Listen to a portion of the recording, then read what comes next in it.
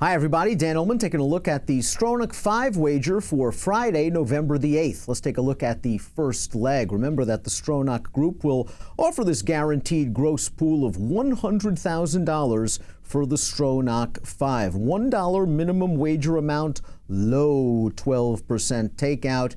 And we begin with leg A at Laurel Park. It's race number 8. It's a $5,000 now winners of 2 life. As always on these Stronach 5 videos, we're way before scratches, program changes, track conditions, etc.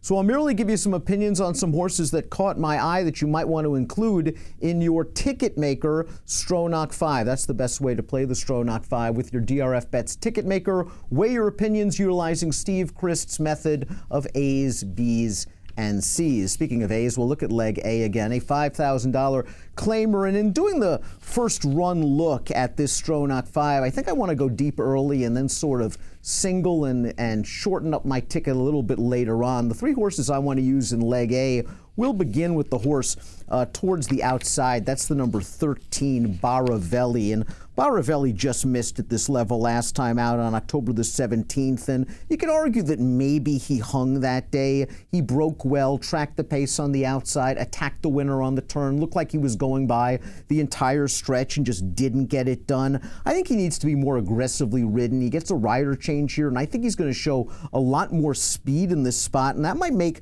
simply all of the difference. He gets an apprentice rider aboard, so some weight off. His last 3 dirt races are all good. I think Baravelli is coming into this race in good form. Speaking of speed, Shadow Boxer the 7 pulled off a huge upset and winning a maiden race last time out in his turf debut.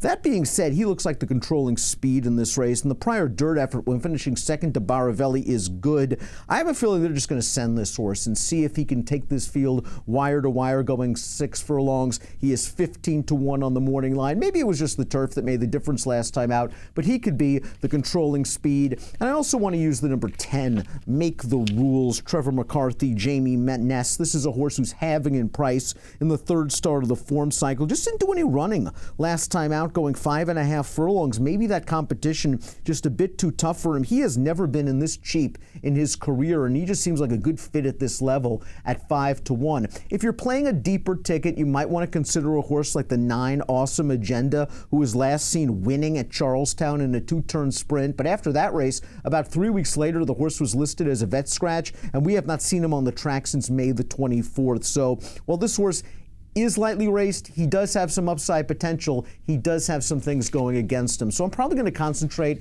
on the 7, 10, and 13, maybe the 9, a backup, a B, or a C in my ticket maker play. We'll move on to leg B. This is down at Gulfstream West. 7.5 furlongs. It is an allowance race for 3-year-olds and up. I'm interested in the number 2, Riverfront, trying turf for the first time.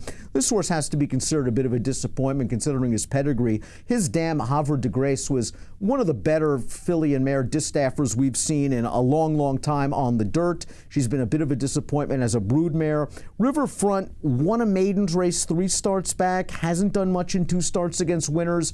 I think getting to the turf's going to be a big difference maker for Riverfront because the sire Warfront just excels with turf runners. This is a 4-year-old who is not a proven loser. He's only made it to the racetrack 5 times in his career. I think he has enough speed to get forwardly placed. I like that Jaramillo, a high percentage rider, takes them out. I want to give Riverfront a chance in a very competitive leg B of this week's Stronach 5, trying turf for the first time. Morocco, the number 1, makes a lot of sense coming off an 84 Beyer effort at Gulfstream West. He was a little bit green with his lead changes in the stretch, but he finished second to 27-1. He draws an inside post position. You want to make note that this horse has finished second 7 times in 27 lifetime starts. He is not the most reliable sort in the world, but again, he seems to be coming into this race in good form, as is Mantra, a horse that was 20-1 last time out. Finished second. I thought he ran really well that day, utilizing an inside-out trip, finishing second to the favorite who shot up the rail to beat him. This horse is moving the right way. And I think with a late kick, you might see Mantra at a little bit of a price. Another horse to consider in here is the number 11, and that is Notorious Nick. Notorious Nick last time out won an allowance race against Florida breds, far back off of a good pace. altered course outside in the stretch, and was just the best that day. I think this horse is going to have to overcome a tough outside post position, but he's just a very consistent runner on the board in 7 of 10 lifetime starts. So for me, I probably would key on 4 horses in here: the 1, the 2, the 7, the 11. Most interested in seeing what Riverfront's going to do. And again, for deeper tickets, the 10 Resident Liberal has won 2 out of his last 3 starts. He did have a perfect trip last time out when defeating Notorious Nick, just saving ground, shooting up the rail. That trip may not be available to him as he breaks from post position 10. We'll go back to Laurel for leg C of the Stronach 5, a beaten $10,000 claimer. The horse they're all going to have to catch and beat likely is the number 8,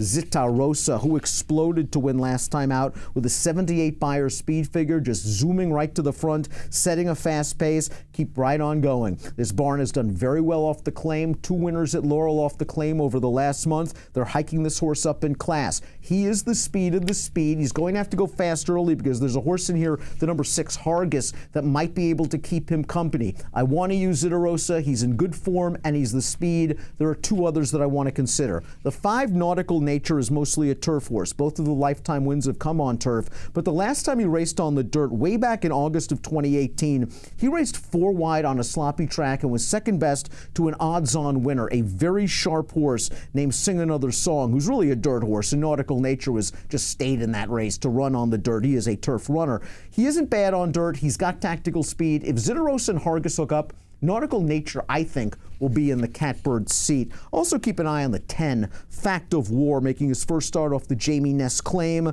This horse also going turf to dirt.